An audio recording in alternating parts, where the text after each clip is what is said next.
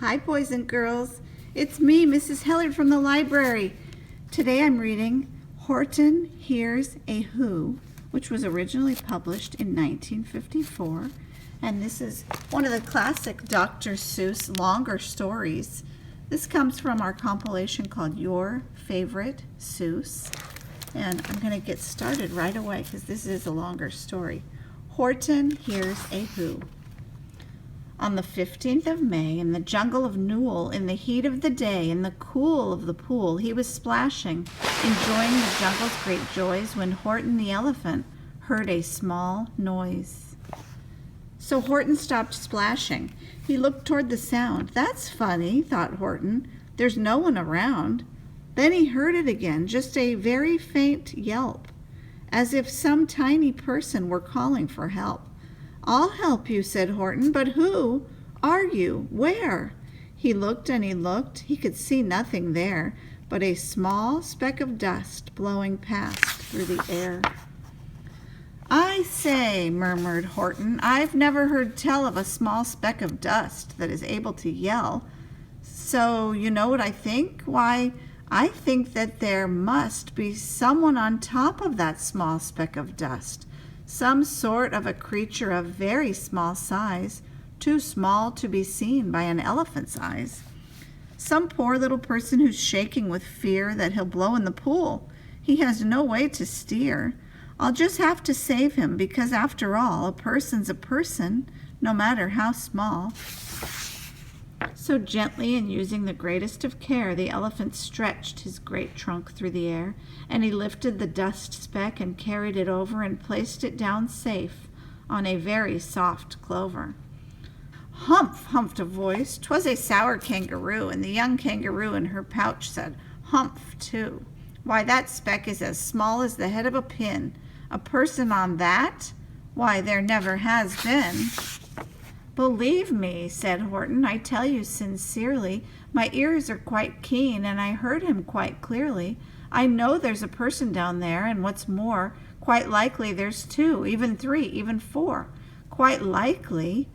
A family for all that we know, a family with children just starting to grow. So please, Horton said, as a favor to me, try not to disturb them. Just please let them be.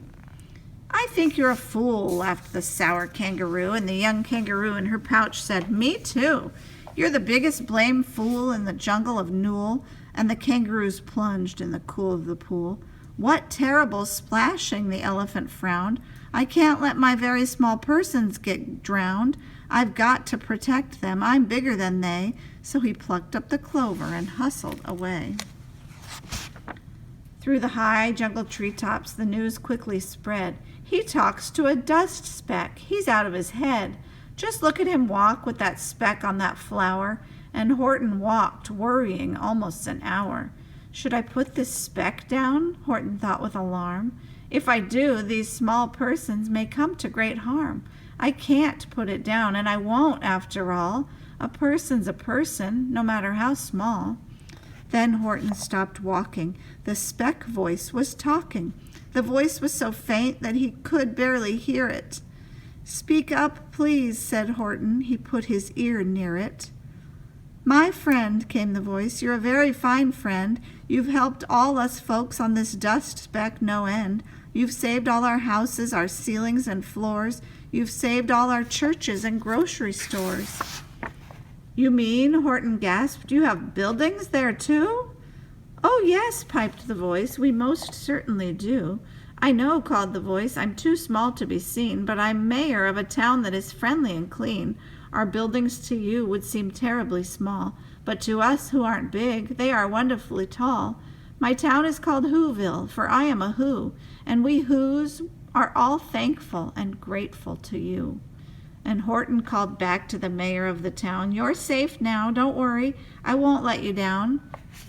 But just as he spoke to the mayor of the speck, 3 big jungle monkeys climbed up on Horton's neck. The Wickersham brothers came shouting, What rot!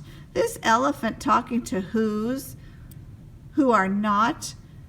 There aren't any Whos, and they don't have a mayor, and we're going to stop all this nonsense, so there.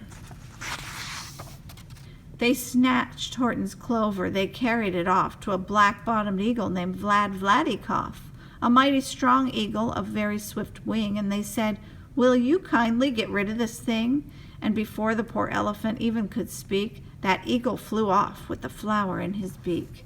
All that late afternoon and far into the night, that black-bottomed bird flapped his wings in fast flight, while Horton chased after with groans over stones that tattered his toenails and battered his bones, and begged, "Please don't harm all my little folks who have as much right to live as us bigger folks do." But far, far beyond him, that eagle kept flapping, and over his shoulders called back, "Quit your yapping. I'll fly the night through. I'm a bird. I don't mind it. And I'll hide this tomorrow where you'll never find it." And at 6:56 the next morning he did it. It sure was a terrible place that he hid it. He let that small clover drop somewhere inside of a great patch of clovers 100 miles wide. "Find that," sneered the bird, "but I think you will fail." And he left with a flip of his black-bottomed tail. "I'll find it," cried Horton. "I'll find it or bust. I shall find my friends on that small speck of dust." And clover by clover by clover with care, he picked up and searched them and called, "Are you there?" By clover by clover by clover he found that the one that he sought was just not around. And by noon poor old Horton, more dead than alive, had picked, searched, and piled up 9,005. Then on through the afternoon, hour by hour, till he found them at last on the 3,000,000th flower. "My friends," cried the elephant, "tell me, do tell, are you safe? Are you sound? Are you whole? Are you well?" From down on the speck came the voice of the mayor. "We've really had trouble, much more than our share, when that black-bottomed birdie let go and we dropped. We landed so hard that our clocks have all stopped. Our teapots are broken, our rocking chairs smashed, and our bicycle tires all blew up when we crashed. So Horton, please," pleaded that voice of the mayor's, "will you stick by us who's while we're making repairs?" "Of course," Horton answered, "of course I will stick. I'll stick by you small folks through thin and through thick." "Humph," humped a voice. "For almost 2 days you've run wild and insisted on chatting with persons who've never existed. Such carryings on in our peaceable jungle. We've had quite enough of your bellowing bungle. And I'm here to state," snapped the big kangaroo, "that your silly, nonsensical game is all through." And the young kangaroo in her pouch said, "Me too." With the help of the Wickersham brothers and dozens of Wickersham uncles and Wickersham cousins and Wickersham in-laws, whose help I've engaged, you're going to be roped and you're going to be caged. And as for your dust speck, ha! That we shall boil in a hot steaming kettle of bezel nut oil." "Boil it?" gasped Horton. "Oh, that you can't do. It's all full of persons. They'll prove it to you." Mr. Mayor," Horton called. "Mr. Mayor, you've got to prove now that you really are there. So call a big meeting. Get everyone out. Make every who holler. Make every who shout. Make every who scream. If you don't, every who is going to end up in a bezel nut stew." And down on the dust speck, the scared little mayor quick called a big meeting in the Whoville town square, and his people cried loudly. They cried out in fear, "We are here! We are here! We are here! We are here!" The elephant smiled. "That was clear as a bell. You kangaroos surely heard that very well." "All I heard," snapped the big kangaroo, "was the breeze and the faint sound of wind through the far distant trees. I heard no small voices, and you didn't either." And the young kangaroo in her pouch said, "Me neither." "Grab him," they shouted, "and cage the big dope. Lasso his stomach with 10 miles of rope. Tie the knots tight so he'll never shake loose. Then dunk that dumb speck in the bezel nut juice." Horton fought back with great vigor and vim, but the Wickersham gang was too many for him. They beat him, they mauled him, they started to haul him into his cage, but he managed to call to the mayor, "Don't give up, I believe in you all. A person's a person no matter how small, and you very small persons will not have to die if you make yourselves heard. So come on now and try." The mayor grabbed a tom-tom. He started to smack it. And all over Whoville, they whooped up a racket. They rattled tin kettles. They beat on brass pans, on garbage pail tops, and old cranberry cans. They blew on bazookas and blasted great toots, on clarinets, oompas, and boompas, and flutes. Great gusts of loud racket rang high through the air. They rattled and shook the whole sky, and the mayor called up through the howling, mad hullabaloo, "Hey, Horton, how's this? Is our sound coming through?" And Horton called back, "I can hear you just fine, but the kangaroo's ears aren't as strong quite as mine. They don't hear a thing. Are you sure all your boys are doing their best? Are they all making noise? Are you sure every who down in Whoville is working? Quick, look through your town. Is there anyone shirking?" Through the town rushed the mayor from the east to the west, but everyone seemed to be doing his best. Everyone seemed to be yapping or yipping. Everyone seemed to be beeping or bipping. But it wasn't enough, all this ruckus and roar. He had to find someone to help him make more. He raced through each building. He searched floor to floor. And just as he felt he was getting nowhere and almost about to give up in despair, he suddenly burst through a door, and that mayor discovered one shirker, quite hidden away in the Fairfax Apartments, apartment 12J.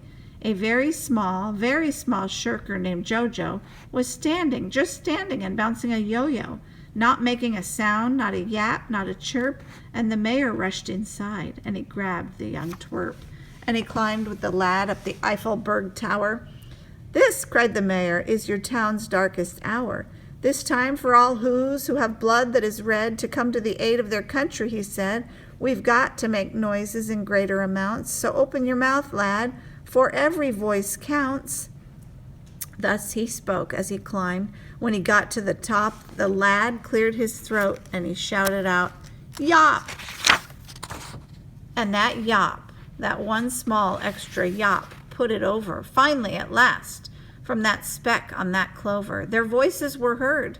They rang out clear and clean, and the elephant smiled. "Do you see what I mean? They proved they are persons, no matter how small, and their whole world was saved by the smallest of all." "How true, yes, how true," said the big kangaroo. "And from now on, you know what I'm planning to do? From now on, I'm going to protect them with you." And the young kangaroo in her pouch said, "Me too. From sun in the summer, from rain when it's fallish, I'm going to protect them, no matter how smallish." That is the end of this wonderful, long story by Dr. Seuss called Horton Hears a Who. Well, I sure hope you enjoyed that, and thanks for listening. I'll talk to you next time. Bye-bye.